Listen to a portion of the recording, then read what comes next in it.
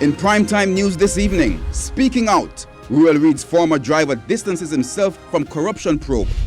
On the defensive, King Alarm responds to outcry over shooting incident involving one of its guards.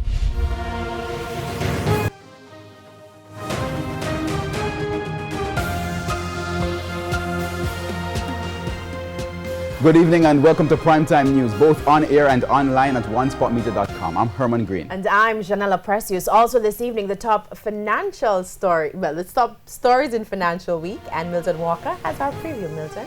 Yes, Janella, Sagicor Real Estate X Fund actively seeking new investments in the Caribbean and Latin America. Okay, thanks Milton. From business we go to sports. Jordan Fort is here with our preview.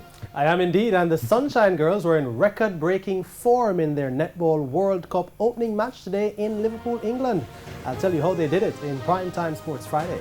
Thanks, Jordan. There's also sports commentary, E-Prime, and weather in this newscast. But before the break, the feedback question. This evening we're asking, what preparations have you made for the current hurricane season? You can share comments online, facebook.com/Television Jamaica, and tweet us at TelevisionJ. Please stay with us. Primetime News returns after the break.